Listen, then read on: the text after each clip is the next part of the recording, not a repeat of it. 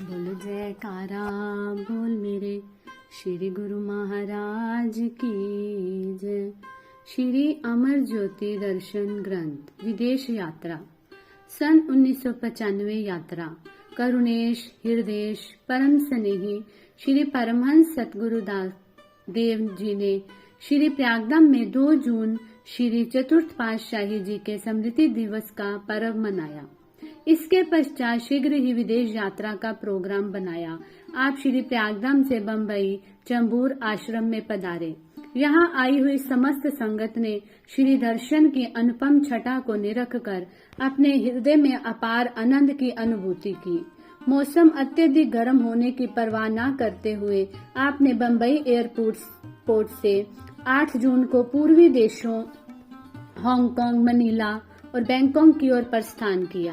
Hong Kong सर्वप्रथम जब विमान हांगकांग पहुंचा तो प्रेमियों के दिलों में खुशियों का सागर हिलोरे लेने लगा।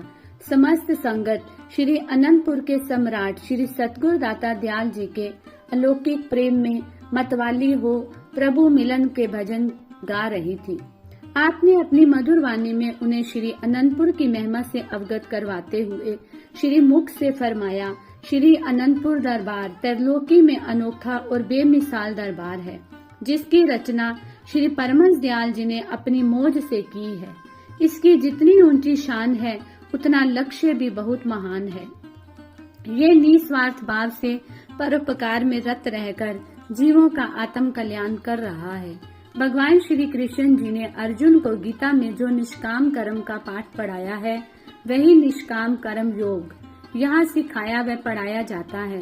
जो जिज्ञासु इस दरबार की चरण शरण ग्रहण करता है, वह परमात्मा से साक्षात्कार पा लेता है। आज इसकी शाखाएं देश विदेशों में फैल रही है और सबको नाम व भक्ति की दात से माला माल कर रही है। हांगकांग का आश्रम भी इसी की ही एक ब्रांच है।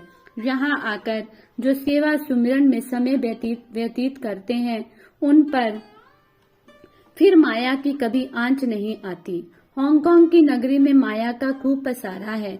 दुनिया के साजो सामान की खूब भरमार है। यहाँ माया की दलदल में फंसना और विषयों की ओर भागना सहज ही है।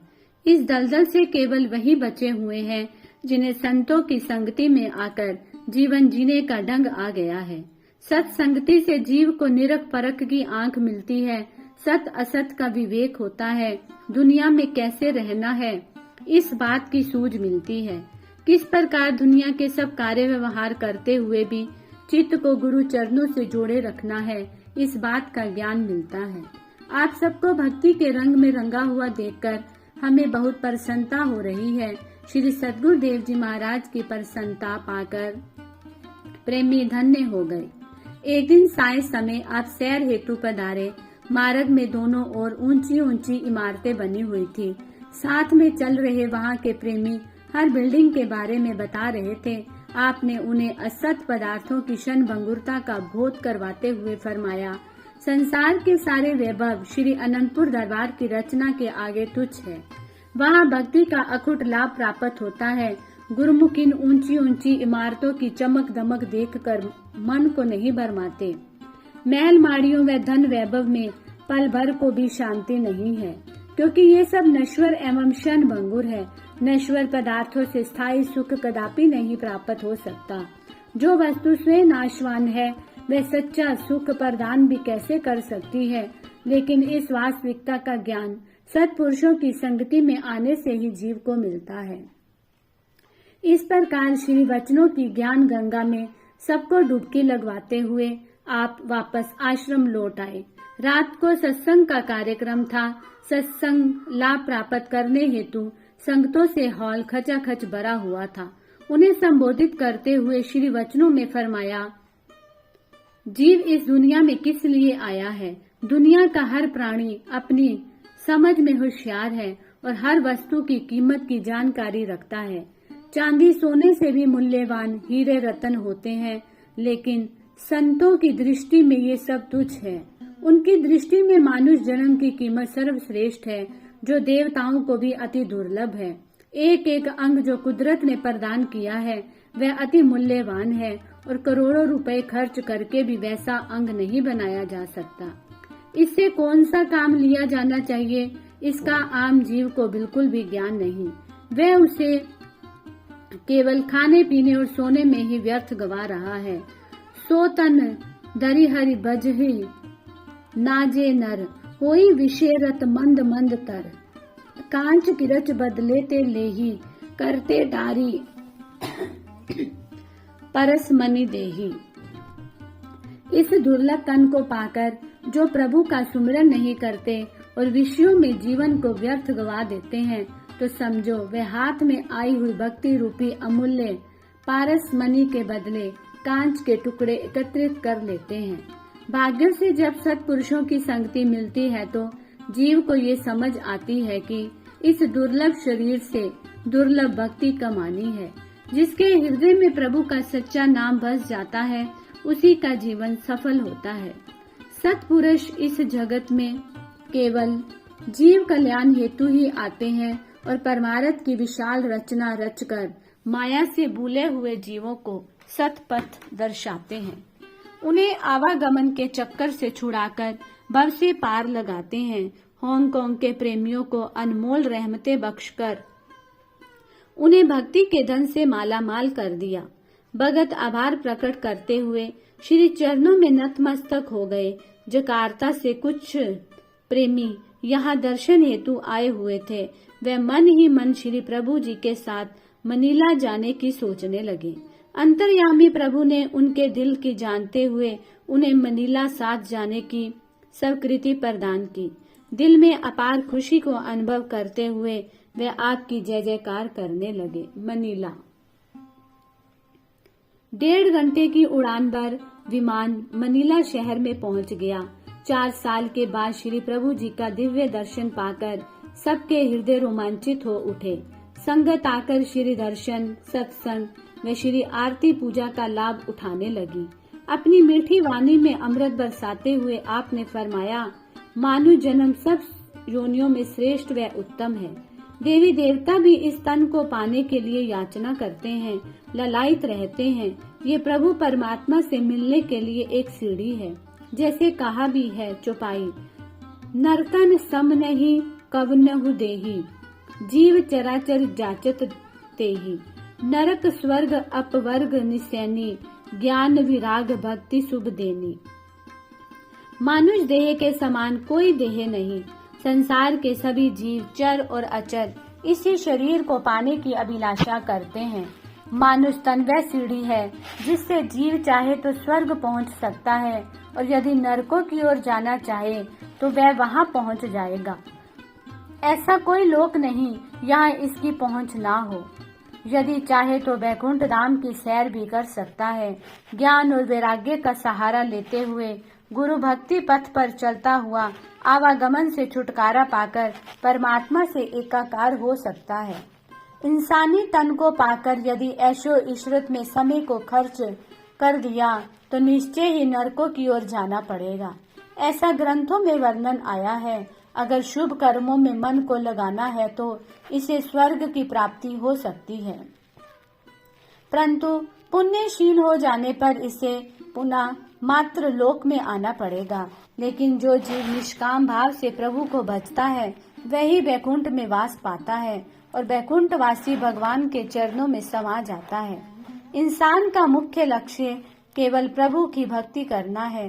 भक्ति करने से ही भगवान मिलते हैं। हर इंसान की ये इच्छा होती है कि उसे जीवन में सुख मिले। वह यत्न भी सब सुख को पाने हेतु करता है, फिर भी उसे दुख ही मिलता है। सुख व दुख क्यों मिलते हैं, ये भी समझने की बात है। ये समझ और ज्ञान जीव को संतों की संगति में आकर मिलता है। जीव अपने विचारों और सोच से ही दुख व सुख का अनुभव करता है। जैसे कहा भी है दोहा, एक सोच सुख रास है, एक सोच दुख रास, एक सोच बंधन कटे, एक सोच गल फांस। विचार ही जीव को मोह माया में भरमाते हैं और विचार ही इसे भगवान से मिलाते हैं। विचारों की अपनी बुनियाद होती है जिसकी शुरुआत संगति से होती है। संगति से विचारों की धारा में परिवर्तन हो जाता है। संगति जीव को ब्रह्म भी बना सकती है। इसलिए संत कहते हैं कि सत्संग में आना बहुत जरूरी है। सत्संग में आने से माया वाले विचार भक्ति में परिवर्तित हो जाते हैं। कर्मों की रेखा बदल जाती है। निष्काम कर्म करने से जीव के मन पर भक्ति का रंग चढ़ने लगता है। जो नित्य प्रति भक्ति के नियमों की पालना करता है, उसके सब भय और शोक दूर हो जाते हैं और वह शाश्वत आनंद की प्राप्ति कर लेता है। सब संगत ने श्री वचनामृत रस पान कर आनंद मगन हो शुक्राना के गीत गाए। उनके अंतर मन में भक्ति का दीप प्रदीप्त कर आपने उन्हें श्री अनंतपुर आने की आज्ञा फरमाई। एक दिन साय समय भ्रमण हेतु आप कार में विराजमान हो रहे थे। 8 साल के एक बच्चे ने विनय की कि मेरे पिताजी हर रोज आपकी कार चलाते हैं। मेरा दिल चाहता है कि मैं भी आपकी कार चलाऊं। आपने मुस्कुराते हुए उसे आज्ञा प्रदान की तो उसने सचमुच कार स्टार्ट करके आगे बढ़ा दी। सब उसके भाग्यों की सराहना करने लगे। मनीला में रहने वाले गुरमुखों पर प्रेम का अमृत रस छिटकाकर उन्हें सच्चे प्रेम में निमग्न करके आपने बैंकॉक की तैयारी की। बैंकॉक 3 घंटे की उड़ान में ही जहाज ने सबको बैंकॉक में पहुंचा दिया। श्री दर्शन की झलक पाते ही एयरपोर्ट पर स्वागतार्थ आए हुए गुरमुख जन आनंद विभोर हो जयकारे बुलाने लगे। हार गुलदस्ते बैठकर हार्दिक उद्गार प्रकट करने लगे। जब कार आश्रम पर पहुंची तो चहुं और खुशियां ही खुशियां छा गई। रौनक बहारें आ गई। ढोल नगाड़े बजाते हुए भक्तों ने अभिनंदन के गीत गाए। गत वर्ष इस सत्संग भवन का मुहूर्त हुआ था और संगत श्री आरती पूजा सेवा सत्संग का भरपूर लाभ उठा रही थी। आप उनकी भक्ति में बढ़ती हुई रुचि को देख अति प्रसन्न हुए। उन्हें गुरु भक्ति में और भी सुदृढ़ करने के लिए श्री वचन फरमाए। जिसके हृदय में भक्ति बस जाती है उसका हृदय शुद्ध व निर्मल हो जाता है। भक्तिवान मनुष्य परम शांति और आनंद का पुंज बन जाता है। इस जहान में भक्ति ही सार है और भक्ति ही सुख की खान है। भक्ति से ही सुख सागर भगवान की प्राप्ति होती है। जिसके हृदय में प्रभु की भक्ति नहीं, प्रभु का नाम नहीं, वे भाग्यहीन जग में ऐसे हैं जैसे सुअर और स्वान। एक भक्ति भगवान जी है